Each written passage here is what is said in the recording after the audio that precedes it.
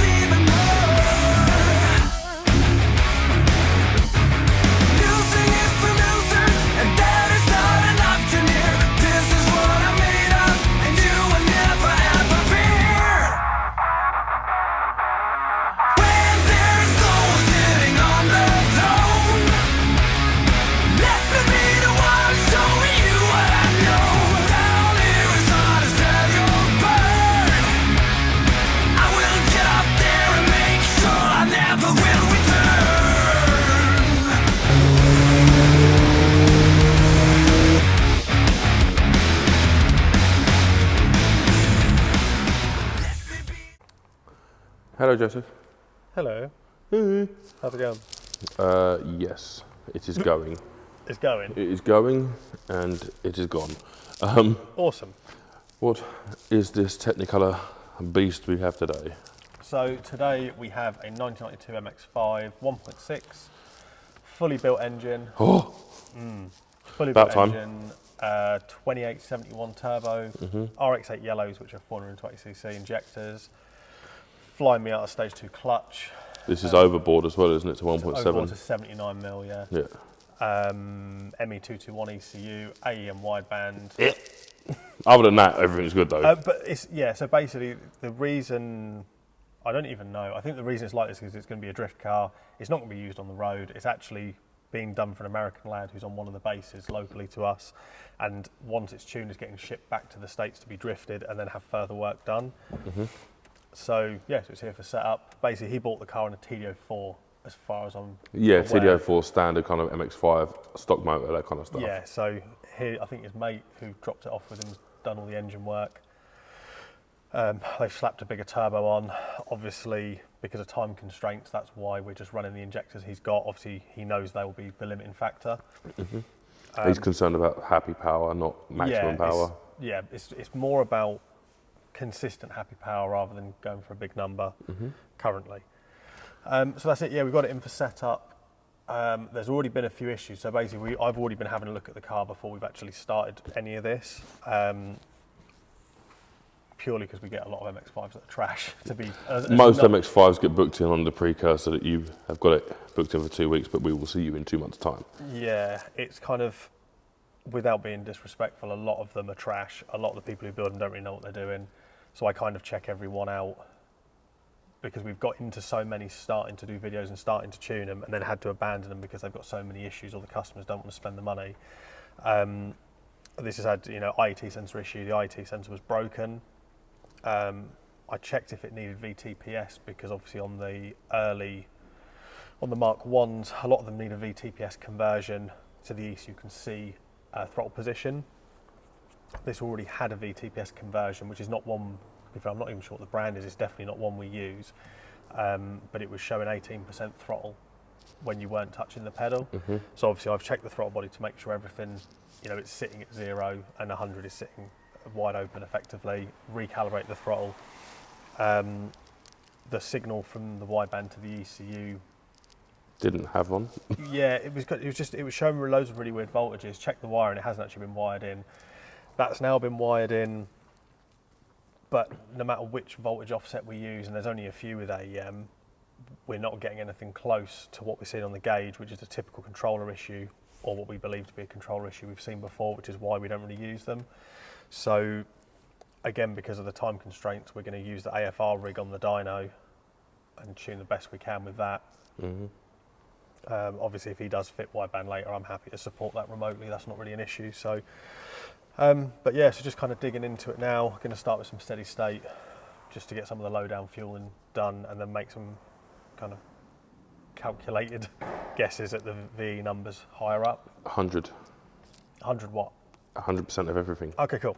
100% So boost. all the boost, all the fuel. All the boost, all the fuel, all the power, and when it goes pop, you'll work out which one was wrong, and then replace it with something better, and then do it all over again until nothing goes pop. All right, so what is the plan then? Obviously, steady state is something... That's boring. Yeah, no one wants to say that. No, so the plan is we're going to jump into some steady state. So the whole idea is if you're dialing in everything lower down, then you can kind of make educated guesses at the higher VE numbers. 100, yep. Don't get me wrong, even on a guess, like I'll always aim slightly on the richer side and then just trim the fuel back out. But that's pretty much the plan, do that. Then we'll start doing some full throttle runs and just, start dialing it in. Make some power, hopefully. Yeah. So we're going to skip the steady state for the peoples, and then we'll come back with hopefully a semi-competent run, yeah? Pretty much, yeah. Okay. The aim for power as well, I think the aim's around 300 horse roughly. 100 million horsepower. Okay. In every vehicle. Yeah, I mean, given the size of Golf, injectors, 100 million. Is that the whole Matt Black theory? Yeah, Matt Black. Yeah, no, the injectors are going to be the limiting factor. I think the reality is obviously make as much power as we can safely, while maintaining safety. Yeah. Whatever the limiting factor is, injectors will be what it is. But obviously, once it goes to the States, turbo, intake, throttle body, injector, the whole lot's been changed anyway. So. Yeah. That's the other thing I was going to mention as well. So we are running boost control for the ECU. I've checked the actuator and it starts to open, the wastegate starts to open around 11, 12 PSI. So all we need to do is triple that. And then our boost control. So normally on a stock motor Mx5, I'd normally run anywhere between 7 and 10 PSI. Yeah. You don't really want to see more than 10. Don't be wrong, I've run them at a bar, like right up top, and they've been okay. Obviously, this is like my own. Yeah, it's not something you do with customers' cars. No, so we aim for 0.8 bar basically. So 10, 11 PSI. Cool, you get that. I'm going to do some tuning. Okay.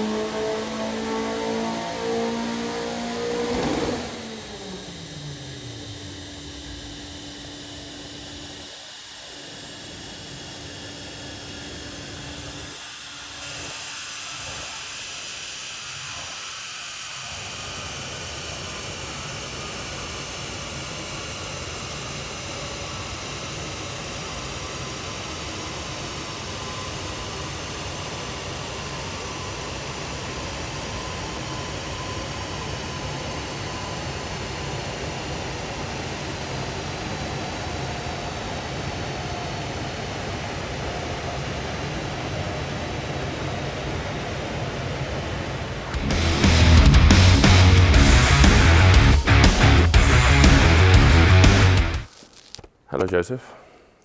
Hello. Hello. How's it going? Yeah, yes, it is going. How are you? Yeah, I'm all right. I'm living the Mx5 tuning dream. Ah, the nightmare. So, where are we? So yesterday. It's been a whole day, people. By the way. Yeah. So yesterday we started. Addressed some little issues. Did some tuning. Some tuning Now and stuff. again, can slide a bit of that in there in between fixing broken things. Yeah. So yeah, did some tuning. Got to a point where we could do a full throttle pull because obviously the tune on it was all over the place because it was tuned for a TD04.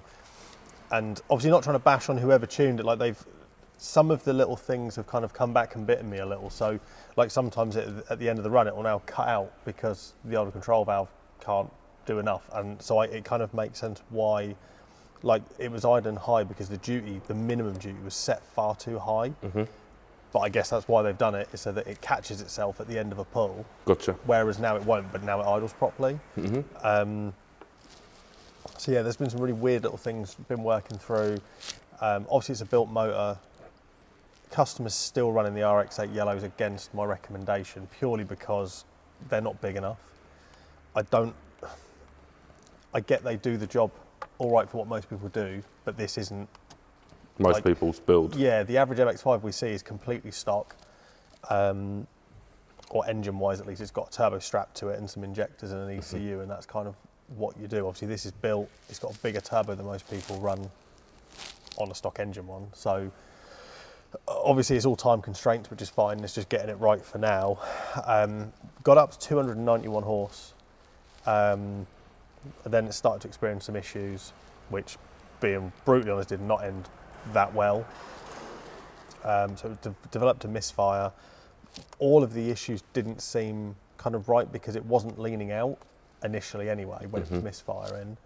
Then it started to lean out when it was misfiring, even though like the previous pulls, the AFR was perfect. Injector duty, it was getting up there, but it was still room for playing. There was still, yeah, it was still, like, don't be wrong, it was getting to the point where I'd stop, but we hadn't crossed 90% duty. And a lot of the time I don't like to push 90, to be honest. That's kind of, I'll let it clip. Leaves room for error, doesn't it? Well, the thing is, you've got axle enrichment and stuff to bear in mind. Obviously, if there's a fuel multiplier or something going on where it's adding additional fuel, that will come out of, that will add to your injector duty. So anyway, got a little bit stressed out, had a little bit of a hissy fit on my own because, you'd gone by this point. I did leave, so, I abandoned you early yesterday. Had a little bit of a hissy fit, questioned my life choices. This morning, ripped the plugs out. I've put new plugs in, gapped, gone back to, because obviously during the whole, sorry to skip backwards and forwards, but with the whole thing, I kind of got to a point where I was like, well, I'm going to load in, obviously after a lot of runs, when I've done a revision, I'll save the revision with what power it's making.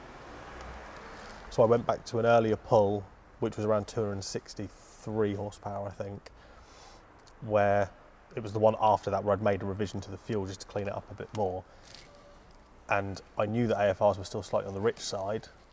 So I thought, well, I'll go back to that because then if I've made a mistake, that will clear the mistake up. Did that. That was last night. Didn't fix the issue. So I was like, all right, definitely an issue with the car. Pulled the plugs this morning.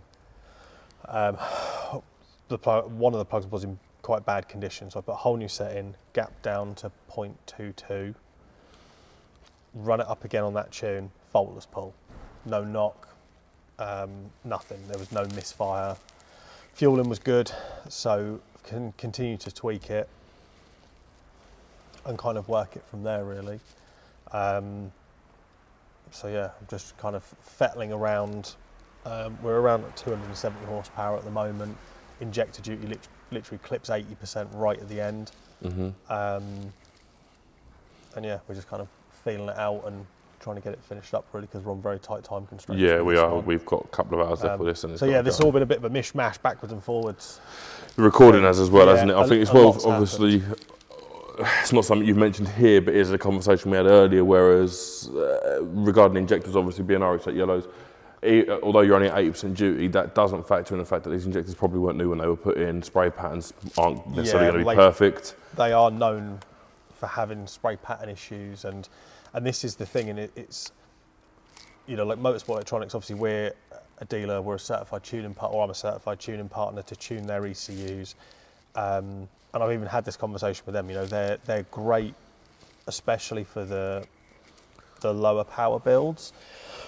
But yeah, they stock agree motor with turbo me, builds, basically. Yeah, but they do agree with what I'm saying, that obviously they're not purchased new. A lot of the time they're old units. Some of them aren't flow tested.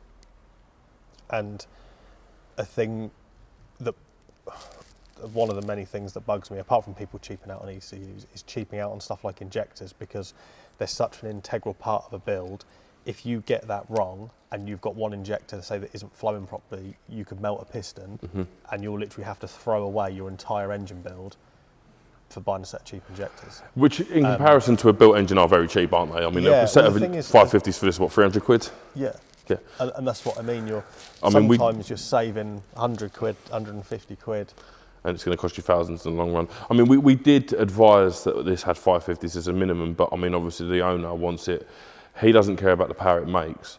So as long as it makes a safe 250, 260, 270, whatever it is that we can achieve safely, he doesn't care, because this goes to the States, throttle body comes off, different turbo, the whole thing's going to change. Yeah, and I believe he plans on running the 85. So this is only just to run it to the port, effectively. That's what we're tuning this for. Yeah, well, that was the thing, is he did say about putting like 1800s in it. And as soon as he said that, I was like, oh, you're going fully E85 then? And he was like, yeah. I was like, well. So this is why I can understand he doesn't want to spend the additional money on a set of injectors when it's going to do 200 miles and go onto a boat probably, and then spend 2 months of his life on a boat and then get the other side and be pulled apart. Yeah. But majority of our watchers aren't in that position, are they? So if you're going to do this, then buy injectors. The thing is, it's understanding that, you know, I'm going to use a building euphemism, even though I'm not a builder, but it's like building the foundations for a house. Yeah. If the foundations are poor, everything that is built on top of it effectively will never be right. Yeah. And it's the same with building a car. If the foundations of the build aren't good, the rest of it will suffer in places. And sometimes the mistakes can be really costly. And that's the thing is, you know, when I do a build, I normally, especially on my own cars, like I jump into them feet first. I spend tens of thousands of pounds building cars. And I don't skimp on anything ever. Like I always throw in the best I can afford, and if I can't afford it, I wait till I can. And I appreciate not everyone's in that position. But the thing is, sometimes, you know, trying to cheap out on something that isn't really that expensive compared to some stuff, it can destroy the whole build. Yeah. Equally, the opposite of this is true as well, because we see quite regularly where people will bring a car through and the injectors are significantly bigger than they need to be. You don't need 1,000cc injectors. No, I have seen people do it on stuff like this. They'll put thousands in on a stock engine. Yeah, you don't need it. And you're never going to need it. And it's just going to make tuning it more difficult. It's going to run worse on the street because it can't utilise what it's got. Yeah, sometimes as well, it's with bigger injectors as well. Obviously, you've got dead times, so fuel control lower down can be a lot more difficult on a bigger injector. And it's trying to get the right balance, I think, between having the fuel you need and having the drivability, if that's what you need. Obviously, with drag cars, it's different. Like, 100%. You know, all of the fuel, all of the time. You know, if you watch some of the bigger channels who do a lot of drag stuff, you'll see they'll be running like 2200cc injectors, ethanol, and they run absolutely diabolically until you're pretty much flat-footed. And it doesn't even have to be high RPM, but it's just so that... But that's all they're made to do, isn't it? That's the thing. Until, you know, you've actually got them kind of happy and... You know, obviously it's not just the injectors, it's cams and everything else they run to extract the power that these cars make, but it's obviously stuff like that isn't driven on the street a lot of the time. But yeah, but all that aside, like I said, it's been apart from there's been a load of niggly issues, most of which are now okay. So we're just fettling in the fueling really. You know, most of the top end stuff now is pretty much done. I've just got to go back through, check a few more bits lower down. The other issue as well, obviously, as we mentioned in the beginning, is the AFR issues. And if you tune, you'll notice yourself the amount of time it adds just because I'm having to cross-reference the dyno or the AFR rig on the dyno and cross-reference it with the graph rather than having it all in one data log.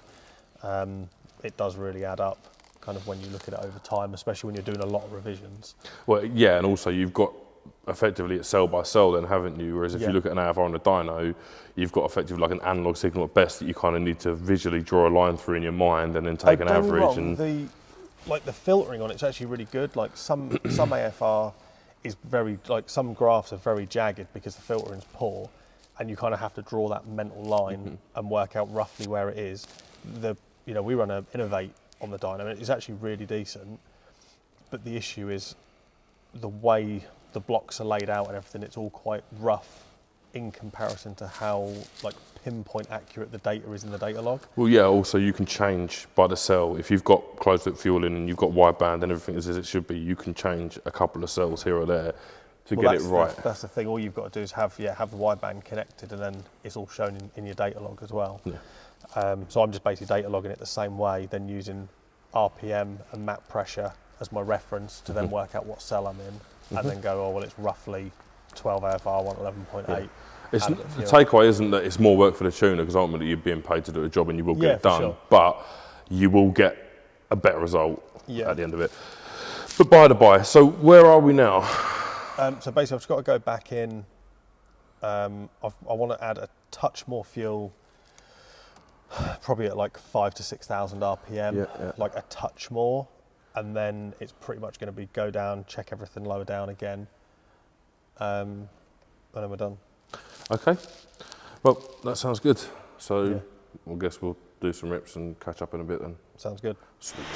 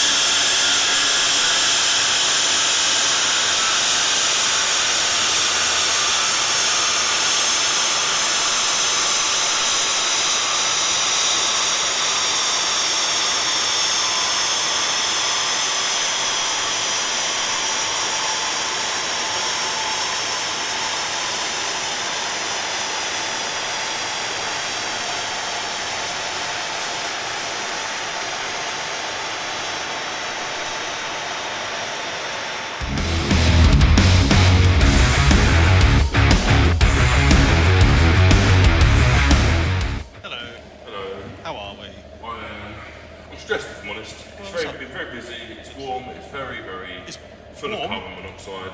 It's warm when you're running around, it's not warm, but it's warm when you're running around. But other than that, I'm present. Good. I'm present too. So, yes, Mx5 stuff, what's been going on? Not a lot, just been finishing up fueling, just trying to get it all kind of right. But yeah, making progress. So basically where we are now, I kind of got the fuel trimmed up mostly in the top end. I've then made it a hair richer just because it's going to be used as a drift car. And the problem is I don't know that this is literally going to go straight on a boat. It's probably going to get smashed around a bit first. Yeah, so I'd rather know it's going to be safe and not take any chances. So I've richened up the top end slightly. Done a couple of full passes because I was also battling, I think I said about earlier, an idle issue where you'll either rev it high or do a pull, then it won't recover, it just cuts out.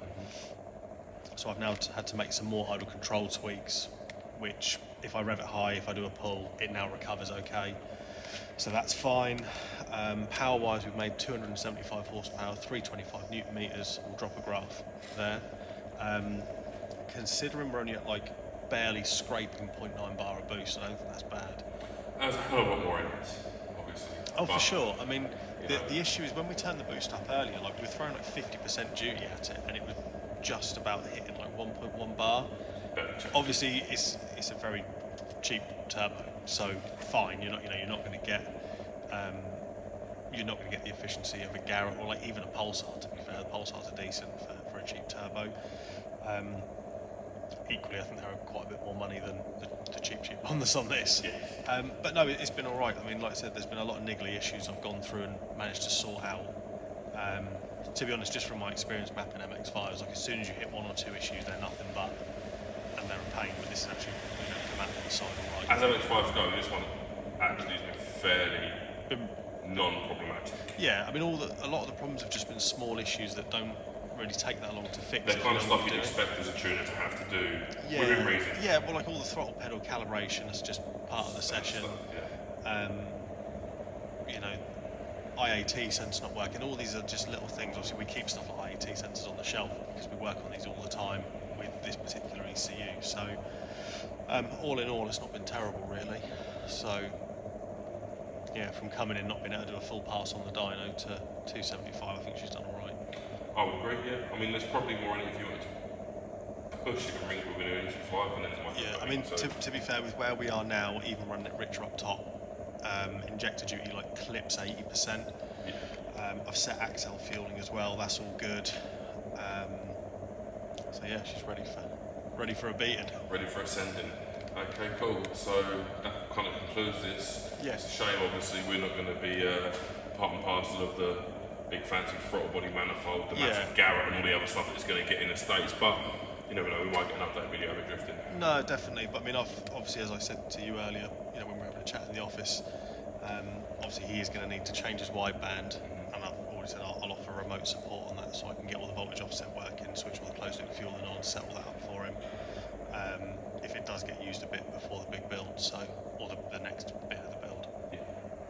But no, it's been decent, to be fair. It's been nice kind of have one come and we've got it done in the time frame. So awesome. Yeah, it's been good. Well, I guess on to the next one. sweet.